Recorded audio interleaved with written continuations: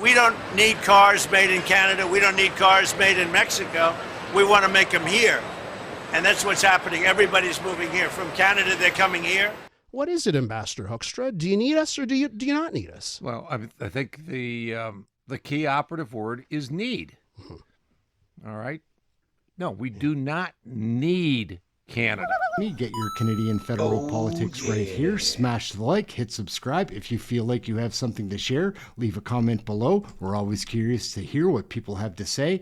That's it. Let's get right into the video. We talk about the relationship between Canada and the U.S. Is there a greater nation-to-nation relationship on this planet than the one shared by Canada and the U.S.? I'd argue no. I'd say this is as good as it gets between countries, but there's no question that the relationship is frayed. It's our pleasure to welcome one of the people tasked at times with mending those frays. Pete Hoekstra is the U.S. Ambassador to Canada, and he joins us in studio this morning. Ambassador, welcome to the show. Really appreciate it. Now, Ambassador, you are known as someone that speaks plainly, candidly, bluntly at times. So if it's okay with you, I'm going to do the same. Maybe I'll bring down the formality here because I think we can have a great conversation for our listeners. I think that's if we the speak only plainly, way you right? can have conversations and solve things. So, yeah, exactly, right? Now, I was looking at one of your tweets from Monday. You've been in Montreal for a while. Here's a tweet from you. U.S. aerospace firms are major suppliers to Canadian manufacturers and vice versa, with cross-border supply chains supporting both commercial and defense aviation. Many of the companies I spoke with in Montreal are vital suppliers to U.S. aerospace giants like Boeing and Lockheed Martin. This integration supports thousands of jobs on both sides of the border, bolsters the competitiveness of the North American aerospace products, right? So I read that tweet. I was like, fantastic. He gets it. He realizes just how important this relationship is. And then I see the president of the U.S. yesterday at the factory at Ford in Dearborn, and he says, we don't need their products. We don't need the cars made in Canada. And he said it about so many Canadian products, lumber, steel, energy, you name it. So what is it, Ambassador Hoekstra? Do you need us or do you not need us? Well, I think the key operative word is need. All right? No, we do not need Canada. Have we taken the framework of NAFTA, which I voted on in 1993? Yeah. Have we taken the opportunities of USMCA, CUSMA, where partners or companies on both sides of the border made the decision to do business together under that framework, and they have, and they've been very, very successful. And now both governments, when they signed USMCA, or all three governments, when they signed USMCA, said in 6 years we're going to review it. And that's the process that we're going through now. And sometime this summer, sometime hopefully this fall, we will have a new outline of how we do business together and whether those relationships that we have put in place, whether those will foster and grow, or whether Canadian companies and American companies will go their separate ways because of the decisions that are made by their governments. Yeah. Okay. I mean, there are key indications that, the president recognizes the value of these relationships. Okay. But at the same time, it's kind of like, no, we've got to get to a new agreement. That's because, one of the things I go back and forth on is like, okay, valuing this relationship, but then at times it feels like there's a constant dismissal. And of course, we've seen the ramifications of that. Like Canadians, their attitude toward the U.S. has changed in the last year because of that. Yeah. And if that, we're going through negotiations. Yeah. And if the Canadian government believes and it's going to follow public opinion, Canadian government may decide that, okay, doing business with America is not in our best interest and we're going to go another way. Canada's a sovereign country. They can do that. But the United States has a role in that public favorability, right? There are ways where you could be having statements that would lead the Canadian public to say, yeah, this is a vital relationship. So I wonder if there's bad blood right now. Obviously, right now with public opinion polls, the public doesn't view the relationship necessarily as being very valuable or critical. My opinion on this is that it has created a tremendous amount of prosperity and wealth and a tremendous number of high quality, high-paying jobs on both sides of the border. And that means there is some value there, obviously, if it's creating high value jobs. We're not saying there's no value. Okay. Yeah. So I guess one of the things that I struggle with is the tone, right, and the treatment towards Canada, especially when it comes from the president, right? Because I feel like in the grand lottery of planet Earth, the United States hit the jackpot. Like, your neighbor is not North Korea, it's not Iran, it's not China, it's Canada. By the way, it goes both ways. Like, Canada, it goes both ways. Canada. We'll get back to the absurdity of Canadian federal politics in a moment. Just a friendly reminder to smash the like, hit subscribe. Please leave a comment below if you have something to share. Let's get back to the nutty video. They hit the jackpot. Your neighbor is our neighbor is the United States. And we've been there in your times of need. I know this is the 25th anniversary of 9/11, and you've talked before about the role Canadians had in supporting the United States on that day. So, as I've described it, we've both hit the jackpot, and it feels like we may be throwing it away with some of this acrimony. How would you describe it? I think that my parents were liberated by Canadians. Yes. I bring that up frequently in Groningen. And so, there is a strong foundation, and it's now being, reviewed as we go through CUSMA. Mm-hmm. And as you go into a negotiation, as you review, you both come in with, your strong suit.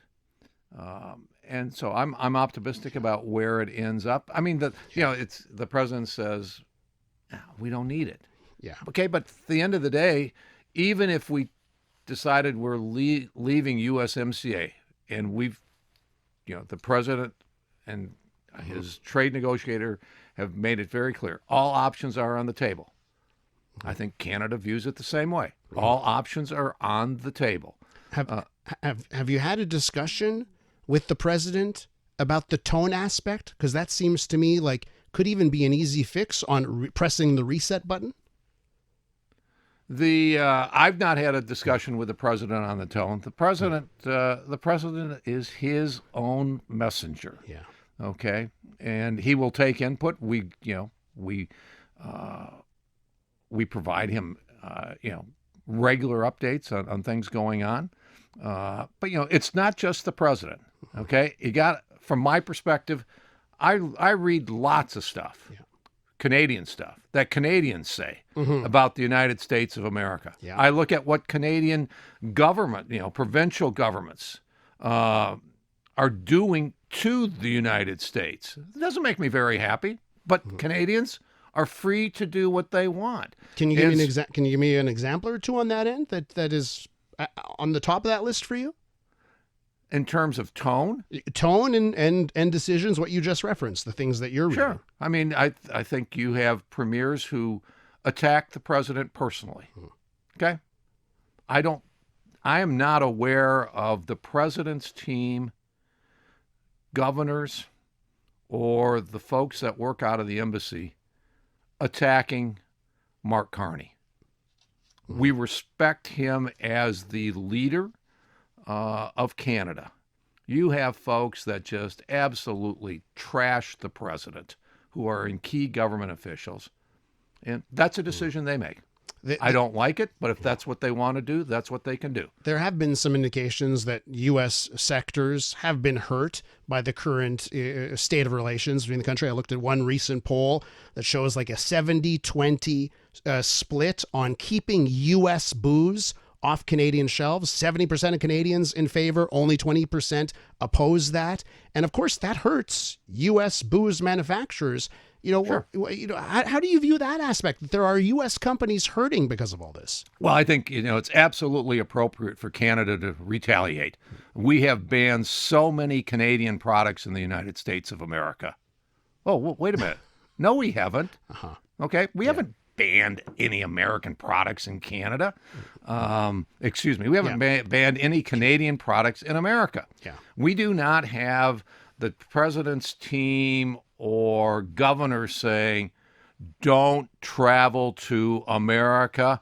If you go into a store, pick up a box and take a look, and if it says made in America, put it back. We don't do that. But again, if Canada's negotiating position, and they believe that this strengthens their negotiating position to ban American products, encourage their citizens not to travel to the United States, that's their negotiating position, and it kind of sets a tone for the relationship. All right, let's talk about some stuff that the U.S. administration, various members of the administration have said. And I want to move it on to stuff we heard from the State Department in November. State Department delivering a rather blunt assessment of many of its allies. And I'll read you and to our listeners just a bit of that. So this is from the State Department in November. It has to do with mass migration.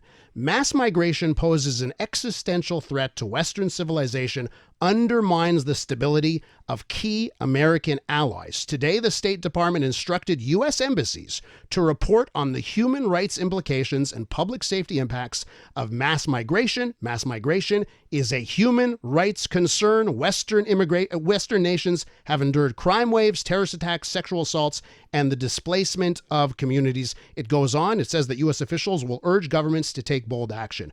So in that, embassies asked to report from peer Western nations. What's your report on Canada when you report back to the State Department? What are you telling them on this front? I think we will share with them the facts and the issues, or the facts on, what Canadian migration is, what their border policies are, and all of those types of things. We would report exactly and answer the questions that they have. Mm-hmm. And it's a human rights issue. Obviously, who Canada allows into the country is a Canadian issue. That's not an American issue. Mm-hmm. How the U.S. responds to that is an American issue. All right? And people, I love the analysis sometimes, when someone says, Pete, do you think that there's any possibility that there may be changes in pre-clearance? Mm-hmm. And it's kind of like, well, yeah, as premiers are, pounding their chest and saying, we have decreased traffic to the United States by air by 21%. It's kind of like, does that have an impact? And it's like, we're trying to run the government more like a business. Mm. All right. So the first question would be, is if you drove the traffic all the way down to zero, do you think we would still have 100 pre-clearance officers in XYZ city? And the answer is probably not. Mm-hmm. Okay. Well, if it goes down 50%, would you reevaluate? And it's like, yeah, probably. Mm-hmm. At some, because you get the different break points. And people then say, the ambassador's threatening Canada to close pre-clearance. It's kind of like, no, I'm a business guy. If the traffic went down by a significant portion, I'd have to report to Washington and say, our resources may be better spent somewhere else.